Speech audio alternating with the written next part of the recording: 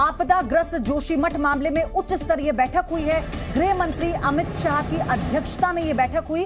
केंद्रीय मंत्रियों के साथ गृह मंत्री ने यह बैठक की है और करीब 1 घंटे तक गृह मंत्री ने यह बैठक की है। बैठक में रोड ट्रांसपोर्ट मंत्री नितिन गडकरी, पर्यावरण मंत्री भूपेंद्र यादव, जल शक्ति मंत्री गजेंद्र शेखावत, ऊर्जा मंत्री आरके सिंह, गृह सचिव, सेना से जुड़े हुए अधिकारी और बीआरओ के अधिकारी और कई दूसरे गृह मंत्रालय के अधिकारी भी मौजूद रहे। घंटे भर यह बैठक चली है और इसमें पूरी संभावना है कि कई दिशा निर्देश गृह मंत्री की तरफ से दिए गए और साथ ही जो टीम केंद्र से भेजी गई थी जोशीमठ, जिसने पूरा जायजा लिया, वो रिपोर्ट भी गृह मंत्री के सामने रखी गई। रुख अगली बड़ी खबर का। जोशीमठ के 3 और होटलों में दरार आई है। ये बड़ी अपडेट इस वक्त। होटलों को खाली कराने का काम भी शुरू हो चुका है और इसी के बाद से अब इलाके में दहशत फैली हुई है, क्योंकि 3 और होटलों में दरार आने के बाद लोग एक बार फिर से खौफजदा हो गए हैं। इससे पहले हमने आपको बताया था कि 600 से ज्यादा ऐसे परिवार। क्या आप मुद्रा लोन के लिए दर्जनों बैंक जाकर थक चुके हैं? आसानी से 10 लाख मुद्रा लोन कैसे प्राप्त करें सीखना है तो फ्रीडम ऐप को अभी डाउनलोड करें। जिन्हें यहां से शिफ्ट किया जा चुका है, जो शेल्टर होम्स में रह रहे हैं, और साथ ही कुछ मकान ऐसे हैं जिन्हें चिन्हित किया गया और अब 3 और होटलों में दरार के बाद लोग खतरे के जद में हैं। जी न्यूज की टीम ग्राउंड जीरो पर जोशीमठ में मौजूद है और जोशीमठ के हालात लगातार बिगड़ते ही जा रहे हैं। भले ही सरकार की तरफ से ये दावा किया जा रहा है कि हालात थोड़े सामान्य हो रहे हैं, लेकिन आज देखिए यहाँ पर 3 होटल एक साथ खाली हो रहे हैं। इन 3 होटल्स में एक पे रेड क्रॉस का निशान लगा दिया गया। ये नागमणि होम स्टे है जिसे खाली करा लिया गया है। साथ ही कामेट होटल है, इसमें दरारें बहुत ज्यादा बढ़ गई हैं, इसे भी खाली कर लिया गया है। मैं कैमरामैन से कहूंगा आगे आए, थोड़ी तस्वीरें दिखाएं। दरारें इस होटल में लगातार बढ़ती जा रही हैं और यहाँ पर आज सुबह आप देखिए किस तरह से टाइल्स उखड़ गई हैं। ये आज सुबह की तस्वीरें हैं। इस दीवार में दरारें आ चुकी हैं। इसके अलावा यहाँ पर इस तरफ भी जो ये पिलर खड़ा हुआ है, इसकी टाइल्स बाहर आ चुकी हैं। नीचे यहाँ पर दरार आ गई है। साथ ही ये जो होटल है थोड़ा सा झुका है इस दूसरे होटल की तरफ, जो होटल स्नो क्रेस्ट है उसके ऊपर। इस वजह से दोनों होटल खाली कराए जा रहे हैं। मैं यहाँ पर अब आपको दूसरे होटल स्नो क्रेस्ट में लेकर चलता हूँ, जहाँ पर सामान की पैकिंग की जा रही है, क्योंकि कब ये होटल में और ज्यादा दरार बढ़ जाए किसी को नहीं पता। ये होटल स्नो क्रेस्ट है, गुजरात से आए हुए लोगों ने इस होटल को खरीदा था, लेकिन अब यहाँ पर पैकिंग का काम चल रहा है। इस होटल को पूरी तरह से खाली कर लिया गया है। इसके जो खिड़की दरवाजे या जो इसको सजाने के लिए सामान लगाए गए थे वो सारे सामान निकाले जा रहे हैं। आप देखिए पूरा ये पैक कर लिया जा रहा है सामान। यहाँ पर किचन में ज़्यादा दरारें आई हैं, यहाँ और जो दीवारें हैं उसमें दरारें बढ़ती गई हैं। ये आज और कल की तस्वीरें हैं। किचन के अंदर जा रहे हैं, पूरा सामान यहाँ पर पैक कर लिया गया है ताकि यहाँ से इसे शिफ्ट किया जा सके। ये तस्वीरें जोशीमठ की हैं। आप देख रहे हैं पूरा एक सामान पैक किया जा रहा है। जोशीमठ खाली हो रहा है और मैं एक तस्वीर आपको किचन के अंदर की दिखाऊंगा। यहाँ पर देखिए ये पूरी दीवार पीछे से अंदर की तरफ बढ़ आई है, यानी कब ये और ज्यादा पूरी दीवार गिर जाए किसी को नहीं पता। आप तस्वीरों में देख सकते हैं कि किस तरह से पूरी दीवार पर यहाँ दरारें पड़ चुकी हैं, यानी हालात जोशीमठ में लगातार बिगड़ते जा रहे हैं। कैमरामैन एस जयदीप के साथ विशाल पांडे, जी मीडिया, जोशीमठ, उत्तराखंड। तो जिस होटल को खाली कराया जा रहा है उसके मालिक का क्या कहना है वो सुनिए। आज यहाँ पर 2-3 होटल्स और खाली हुए हैं। जो होम स्टे के मालिक हैं यहाँ पर नागमणि होम स्टे के, उनसे पूछते हैं क्या वजह है कि खाली करना पड़ रहा है, कितनी दरारें बढ़ गई हैं।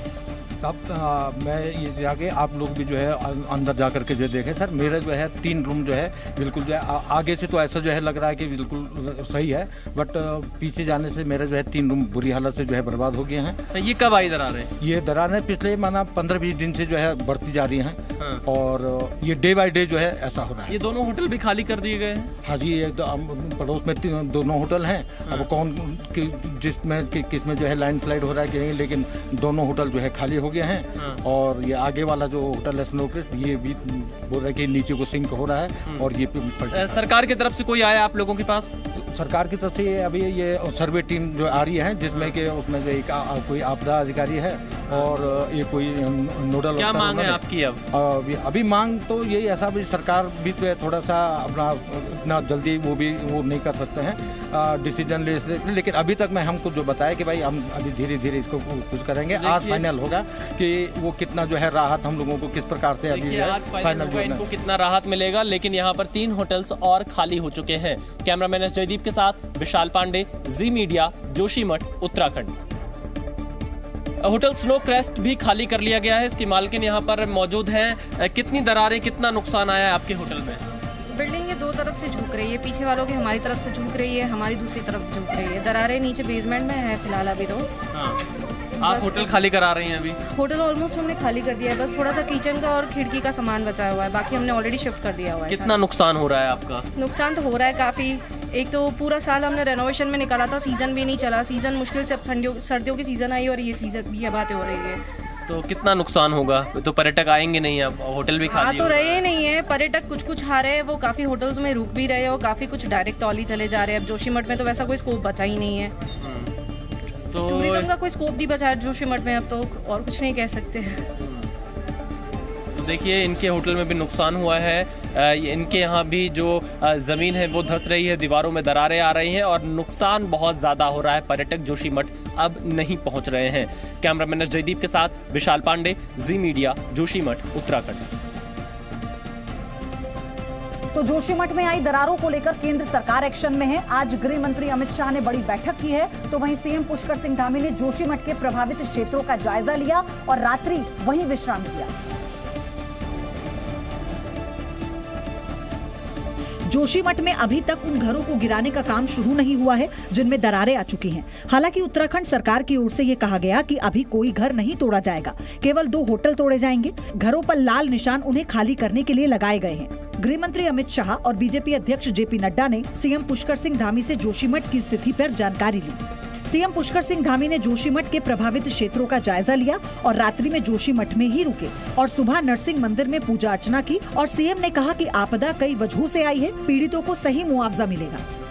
पर हम लोग पहले ही कह चुके हैं कि चूंकि आपदा आई है, आपदा आना एक प्राकृतिक आपदा है और किसी एक कारण से आपदा नहीं आई है और उस पर भी बात चल रही है। लेकिन आगे हम प्लानिंग के साथ पूरे विधिवत तरीके से जो सबसे अच्छा पैकेज हो सकता है, जो सबसे अच्छा रास्ता हो सकता है, उस रास्ते को हम लोग अख्तियार करेंगे।